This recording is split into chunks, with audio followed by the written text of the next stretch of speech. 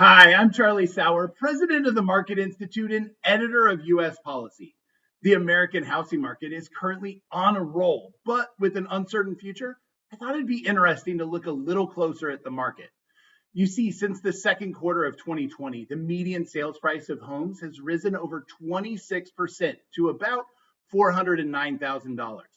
Interest rates, too, have been rising, now hovering around 5%, and they're continuing to rise. This all makes the cost of acquiring a home loan even more expensive. But while prices and interest rates are definitely major drivers, there are also some hidden costs that consumers face when they buy a house. Costs from regulations and even market middlemen putting upward pressure on home prices. For instance, there's a little known charge from a company called Work Number that's just to verify income. These hidden costs are also important to understand and what we're going to look at today because these are the costs that are possibly avoidable or at least reducible. So let's start with zoning. A large portion of the housing affordability crisis, particularly in cities, stems from government imposed costs through restrictive zoning and land use policies. Experts have pointed to zoning as a major driver of housing costs, which stands in the way of expanding home ownership. For example, localities impose parking requirements, minimum lot sizes, building height restrictions, and even prohibitions on multifamily dwellings.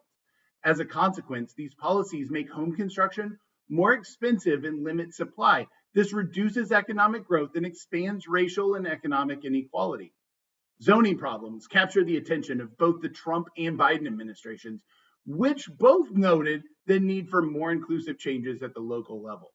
A study by Salem Firth found that residents of high-cost coastal cities would pay 20% less in home ownership costs and 9% less in rent if cities merely adopted zoning regulations that were typical of the rest of the country. Then we have tariffs or protectionist import policies. These are yet another government-induced problem. In recent years, federal policymakers have imposed new restrictive trade policies like tariffs and quotas on major home building components. For example, softwood lumber, iron and steel pipes, washing machines, flooring, and much more are now subject to tariffs. Consequently, housing has ultimately become more expensive. The National Association of Home Builders estimates that the increase in lumber prices alone has added almost $20,000 to new single-family homes and nearly $8,000 to the price of a multifamily home. In fact, when then President Trump imposed a new round of tariffs on Chinese products back in 2019, the NHAB calculated it amounted to a $2.5 billion tax on home construction. Then we have the private sector. Anytime that a layer is introduced to a market, problems or inefficiencies may occur. In a competitive market, middlemen are usually pushed out, at least eventually. However, with so much government interference in the housing market, the transactional portion isn't exactly competitive. For instance, we have that company I mentioned before, the Work Number.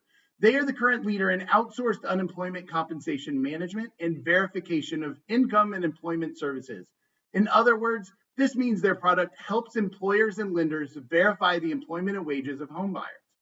Over the past few years, the company has raised its prices 31% for companies to confirm income verification. To make matters worse, these increased costs are hidden and often passed to consumers through application fees or loan origination fees. Their cost is obscured through third parties and unavoidable, putting the Work Number in the driver's seat. The requirement for this middleman has also increased privacy problems too, an additional hidden cost to homeownership.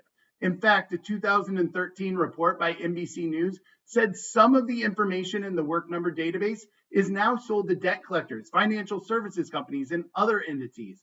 Ultimately, the Work Number is a perfect example of egregious and unknown costs. But I'm also sure that if we looked more into this market, there's more that we could find too. That all said, it seems like Congress is getting the idea, and they have now started putting forward some solutions for all of us with a spotlight on first-time homebuyers. For instance, the Yes in My Backyard Act is a piece of bipartisan legislation led by Senator Todd Young that would help end discriminatory housing policies by reforming restrictive zoning laws. Or there's the Revitalizing Downtowns Act, which is designed to help convert empty office buildings into mixed-use residential or business spaces. Ultimately, inflation in the United States is at an all-time high. even as demand for homes also increases. Now, many first-time homebuyers face significant barriers in this process. Policymakers know that inflation and interest rates are troublesome, but it is just as essential to look into zoning, tariffs, and hidden fees from the private sector as well. My name's Charlie Sauer. Thank you for listening to this. Hit that like and subscribe button and come back for more videos in the future. Thank you.